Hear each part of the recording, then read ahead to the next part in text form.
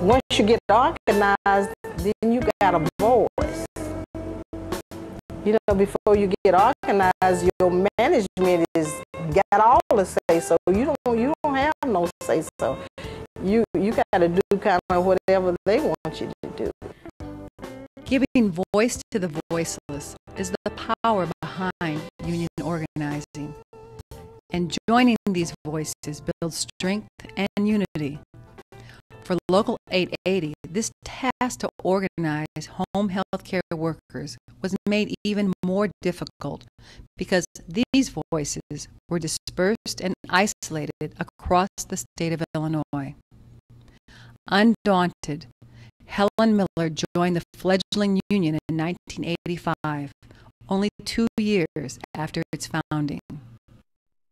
I was born in Louisville, Mississippi, and I grew up on the farm. When I was growing up as a little girl, I always wanted to be a nurse. Helen's lifelong commitment, helping those who had difficulty helping themselves.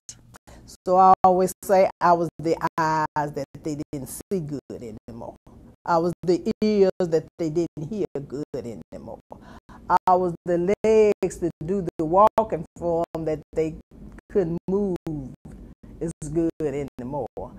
So I always felt like that to the person that I was taking care of, that I was doing all this stuff for them that they couldn't do anymore.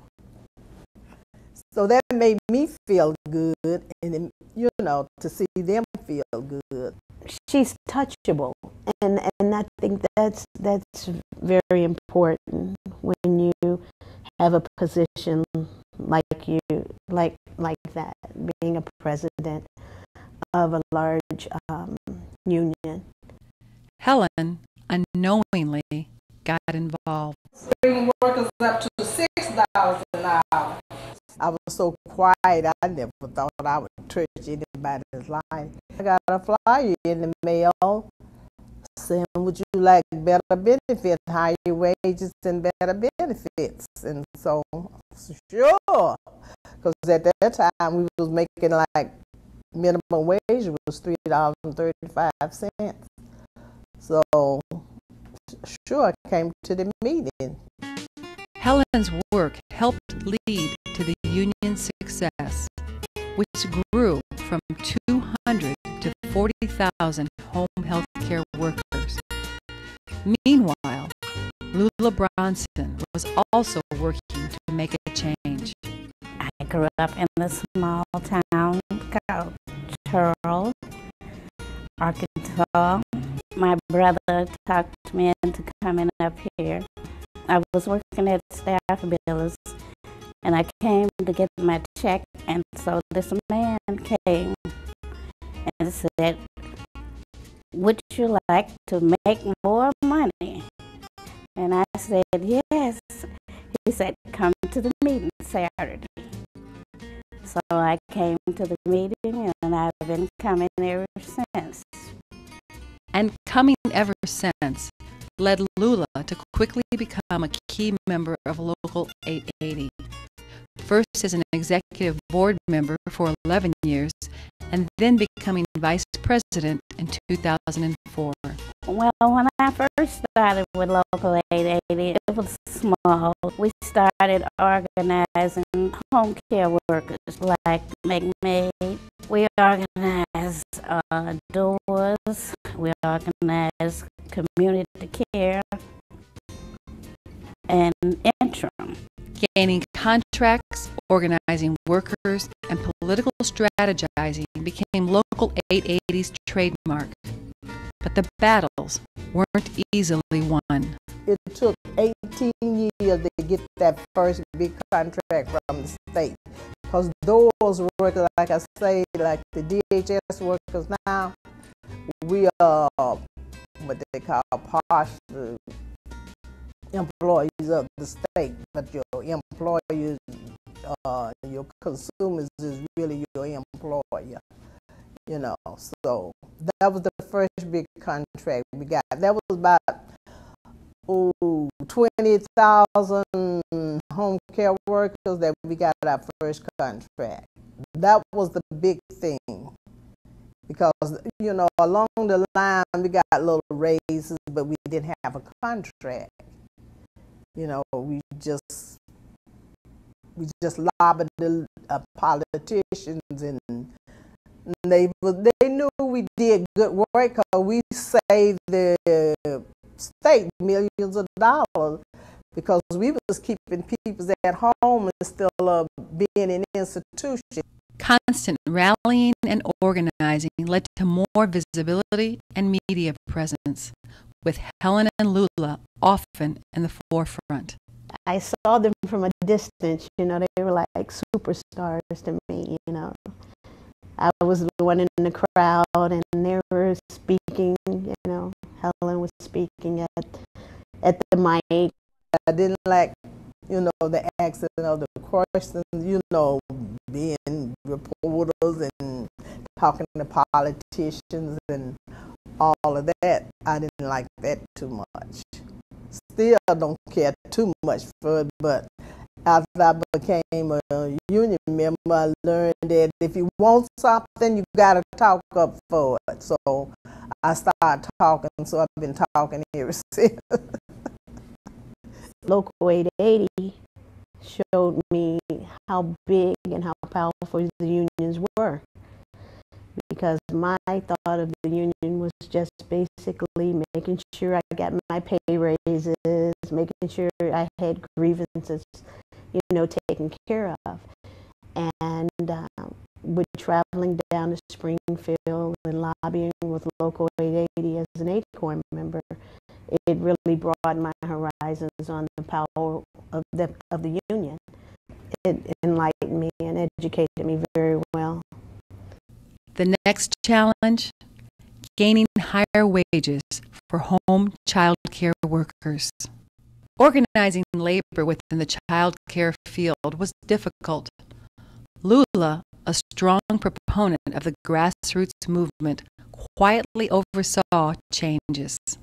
Lula's the same way. She's sweet, she's quiet and adorable and very, very easy to talk to. You know, like a mother. I respect everything that they say. It was great to have great mentors like that. Well, I've never really considered myself really stand out leader like Helen, but I was always there. My body was there. I didn't speak that much, but I was there always. A landmark achievement, the 1997 campaign to pass the Chicago Living Wage Ordinance. The ordinance raised the hourly wage to $7.60, with more than $100,000 in back pay. In 2002, the living wage increased to $9.05, and then again to $9.30 in 2003. Today, it stands at $10 an hour. We got National Home Care organized, Community Care organized, Chicago Karma, Bethel New Life, Help at Home. We would meet with the politicians, and they would say that they was going to be with us. And when time come to vote, some of them would vote no, and some would vote yes. But we kept on fighting. We didn't let that stop us. You win some, you lose some. But we never felt defeated, because we always felt we didn't get that one, but we'll get the next one. As low-income worker, you can't give up. Then you defeat your own self. And defeat was a word that neither Helen nor Lula would accept. We kept going down to Springfield and lobbying with our senators and aldermen until they finally came around. when we did get the raise to $7.60 an hour, that was a real great feeling.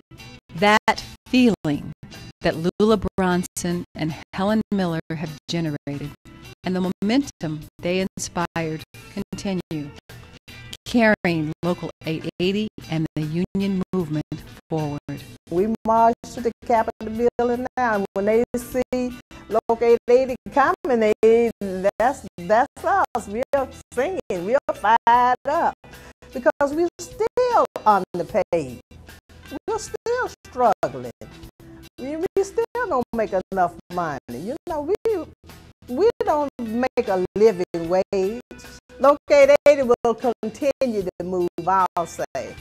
That's the way I feel about it, because we are a local of home care workers who take care of seniors and people with disabilities. And these people need workers and child care providers who are taking care of our children, giving them quality education as they grow up to go into our schools. We are the ones that's there for them. So we can't give up. We got to stay up. We got to keep going.